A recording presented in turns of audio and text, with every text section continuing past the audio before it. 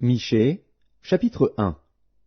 La parole de l'Éternel fut adressée à Michée de Moréchet au temps de Jotham, d'Akaz, d'Ézéchias, roi de Juda, prophétie sur Samarie et Jérusalem. Écoutez, vous tous, peuple. Sois attentive, terre, et ce qui est en toi. Que le Seigneur, l'Éternel, soit témoin contre vous, le Seigneur qui est dans le palais de sa sainteté. Car voici, l'Éternel sort de sa demeure, il descend, il marche sur les hauteurs de la terre. Sous lui les montagnes se fondent, les vallées s'entrouvent, comme la cire devant le feu, comme l'eau qui coule sur une pente. Et tout cela à cause du crime de Jacob, à cause des péchés de la maison d'Israël. Quel est le crime de Jacob? N'est-ce pas Samarie? Quels sont les hauts lieux de Juda? N'est-ce pas Jérusalem? Je ferai de Samarie un monceau de pierres dans les champs, un lieu pour planter de la vigne. Je précipiterai ces pierres dans la vallée, je mettrai à nu ses fondements. Toutes ces images taillées seront brisées, tous ces salaires impurs seront brûlés au feu, et je ravagerai toutes ces idoles. Recueillies avec le salaire de la prostitution, elles deviendront un salaire de prostitution. C'est pourquoi je pleurerai, je me lamenterai, je marcherai déchaussé et nu, je pousserai des cris comme le chacal, et des gémissements comme l'autruche. Car sa plaie est douloureuse. Elle s'étend jusqu'à Juda, elle pénètre jusqu'à la porte de mon peuple, jusqu'à Jérusalem. Ne l'annoncez point dans Gath, ne pleurez point dans Akko. Je me roule dans la poussière à Beth-Léaphra. Passe, habitante de Shaphir, dans la nudité et la honte. L'habitante de Tsanaan n'ose sortir. Le deuil de Beth-Haetzel vous prive de son abri. L'habitante de Maroth tremble pour son salut, car le malheur est descendu de la part de l'Éternel jusqu'à la porte de Jérusalem. Attelle les coursiers à ton char, habitante de Lachish.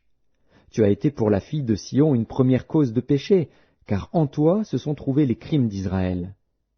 C'est pourquoi tu renonceras à Moréchet-Gath. Les maisons d'Aksib seront une source trompeuse pour les rois d'Israël.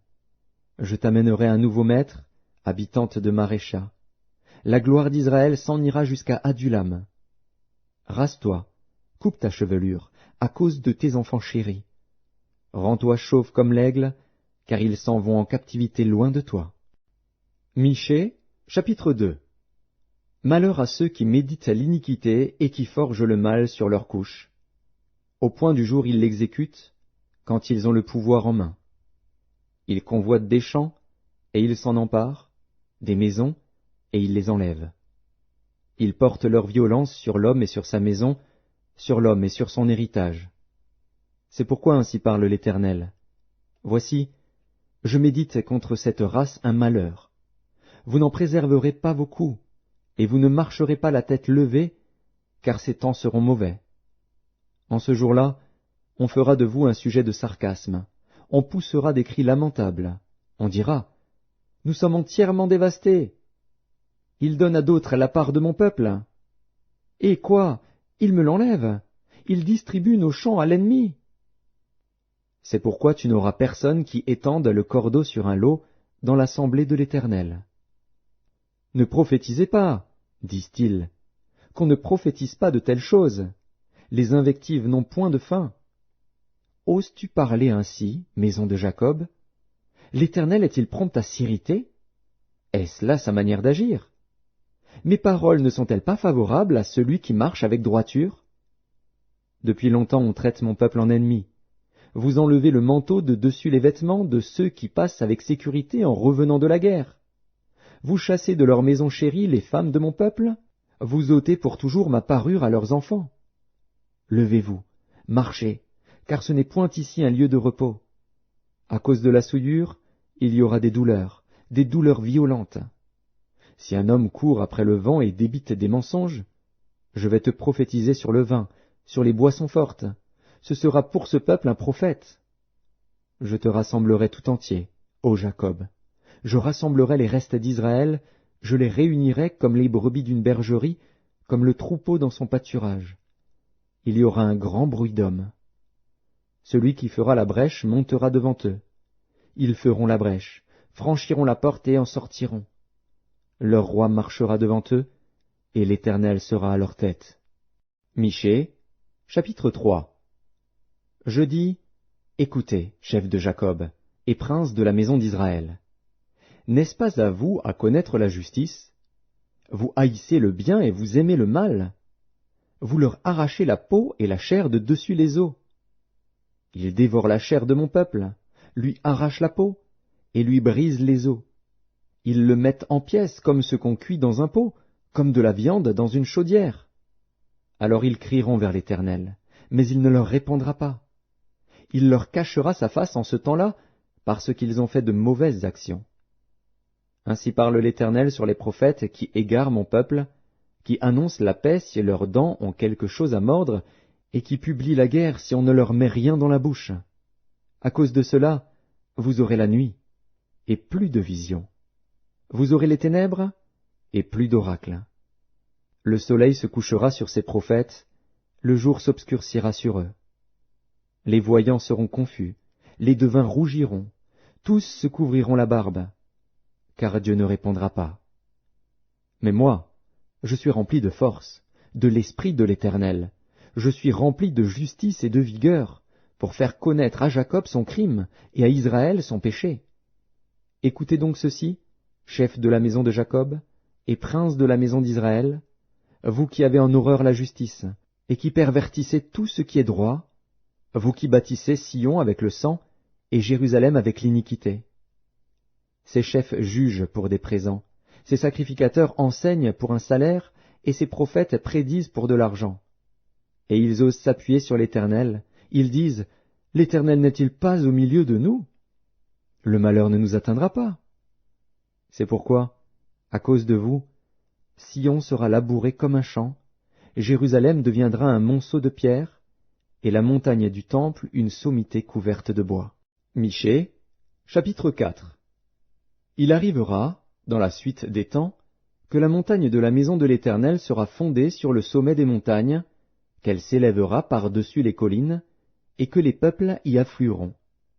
Des nations s'y rendront en foule, et diront, « Venez, et montons à la montagne de l'Éternel, à la maison du Dieu de Jacob, afin qu'il nous enseigne ses voies, et que nous marchions dans ses sentiers. Car de Sion sortira la loi, et de Jérusalem la parole de l'Éternel. Il sera le juge d'un grand nombre de peuples, l'arbitre de nations puissantes, lointaines. De leurs glaives ils forgeront des hoyaux, et de leurs lances des serpes. Une nation ne tirera plus l'épée contre une autre, et l'on n'apprendra plus la guerre. Ils habiteront chacun sous sa vigne et sous son figuier, et il n'y aura personne pour les troubler. Car la bouche de l'Éternel des armées a parlé. Tandis que tous les peuples marchent, chacun au nom de son Dieu, nous marcherons, nous, au nom de l'Éternel, notre Dieu, à toujours et à perpétuité. En ce jour-là, dit l'Éternel, je recueillerai les boiteux, je rassemblerai ceux qui étaient chassés, ceux que j'avais maltraités. Des boiteux je ferai un reste, de ceux qui étaient chassés une nation puissante. Et l'Éternel régnera sur eux, à la montagne de Sion, dès lors et pour toujours. Et toi, tour du troupeau, colline de la fille de Sion, à toi viendra, à toi arrivera l'ancienne domination, le royaume de la fille de Jérusalem. Pourquoi maintenant pousses-tu des cris? N'as-tu point de roi, plus de conseillers, pour que la douleur te saisisse comme une femme qui accouche? Fille de Sion, souffre et gémis comme une femme qui accouche. Car maintenant tu sortiras de la ville et tu habiteras dans les champs, et tu iras jusqu'à Babylone. Là tu seras délivré. C'est là que l'Éternel te rachètera de la main de tes ennemis. Maintenant plusieurs nations se sont rassemblées contre toi. Qu'elles soient profanées, disent-elles, et que nos yeux se rassasient dans Sion. Mais elles ne connaissent pas les pensées de l'Éternel, elles ne comprennent pas ses desseins. Elles ignorent qu'il les a rassemblées comme des gerbes dans l'air. Fille de Sion, lève-toi et foule. Je te ferai une corne de fer et des ongles d'airain, et tu broieras des peuples nombreux. Tu consacreras leurs biens à l'Éternel, leur richesse au Seigneur de toute la terre. Michée, chapitre 5. Maintenant, fille de troupe, rassemble tes troupes. On nous assiège, avec la verge on frappe sur la joue le juge d'Israël. Et toi, Bethléem Ephrata, petite entre les milliers de Juda, de toi sortira pour moi celui qui dominera sur Israël, et dont l'origine remonte aux temps anciens, au jour de l'éternité. C'est pourquoi il les livrera jusqu'au temps où enfantera celle qui doit enfanter, et le reste de ses frères reviendra auprès des enfants d'Israël. Il se présentera, et il gouvernera avec la force de l'Éternel, avec la majesté du nom de l'Éternel, son Dieu. Et ils auront une demeure assurée, car il sera glorifié jusqu'aux extrémités de la terre. C'est lui qui ramènera la paix. Lorsque l'Assyrien viendra dans notre pays, et qu'il pénétrera dans nos palais, nous ferons lever contre lui 7 pasteurs et 8 princes du peuple. Ils feront avec l'épée leur pâture du pays d'Assyrie et du pays de Nimrod au-dedans de ses portes. Il nous délivrera ainsi de l'Assyrien, lorsqu'il viendra dans notre pays, et qu'il pénétrera sur notre territoire. Le reste de Jacob sera au milieu des peuples nombreux, comme une rosée qui vient de l'Éternel, comme des gouttes d'eau sur l'herbe. Elles ne comptent pas sur l'homme, elles ne dépendent pas des enfants des hommes. Le reste de Jacob sera parmi les nations, au milieu des peuples nombreux, comme un lion parmi les bêtes de la forêt, comme un lionceau parmi les troupeaux de brebis. Lorsqu'il passe, il foule et déchire, et personne ne délivre. Que ta main se lève sur tes adversaires, et que tous tes ennemis soient exterminés. En ce jour-là, dit l'Éternel, j'exterminerai du milieu de toi tes chevaux, et je détruirai tes chars. J'exterminerai les villes de ton pays, et je renverserai toutes tes forteresses. J'exterminerai de ta main les enchantements, et tu n'auras plus de magiciens. J'exterminerai du milieu de toi tes idoles et tes statues, et tu ne te prosterneras plus devant l'ouvrage de tes mains. J'exterminerai du milieu de toi tes idoles d'Astarté, et je détruirai tes villes. J'exercerai ma vengeance avec colère, avec fureur, sur les nations qui n'ont pas écouté. Michée, chapitre 6. Écoutez donc ce que dit l'Éternel. Lève-toi, plaide devant les montagnes, et que les collines entendent ta voix. Écoutez, montagnes, le procès de l'Éternel, et vous, solides fondements de la terre. Car l'Éternel a un procès avec son peuple, il veut plaider avec Israël. Mon peuple, que t'ai-je fait? En quoi t'ai-je fatigué? Réponds-moi. Car je t'ai fait monter du pays d'Égypte, je t'ai délivré de la maison de servitude, et j'ai envoyé devant toi Moïse, Aaron et Marie. Mon peuple, rappelle-toi ce que projetait Balak, roi de Moab, et ce que lui répondit Balaam, fils de Béor, de Sittim à Gilgal, afin que tu reconnaisses les bienfaits de l'Éternel. Avec quoi me présenterai-je devant l'Éternel, pour m'humilier devant le Dieu Très-Haut? Me présenterai-je avec des holocaustes, avec des veaux d'un an? L'Éternel agréera-t-il des milliers de béliers, des myriades de torrents d'huile? Donnerai-je pour mes transgressions mon premier-né, pour le péché de mon âme le fruit de mes entrailles? On t'a fait connaître, ô homme, ce qui est bien. Et ce que l'Éternel demande de toi, c'est que tu pratiques la justice, que tu aimes la miséricorde, et que tu marches humblement avec ton Dieu. La voix de l'Éternel crie à la ville, et celui qui est sage craindra ton nom.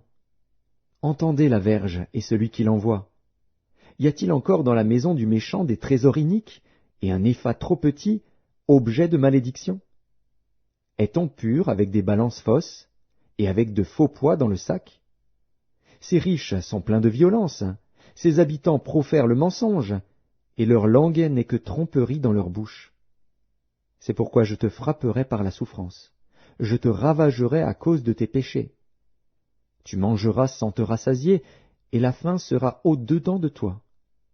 Tu mettras en réserve et tu ne sauveras pas, et ce que tu sauveras, je le livrerai à l'épée.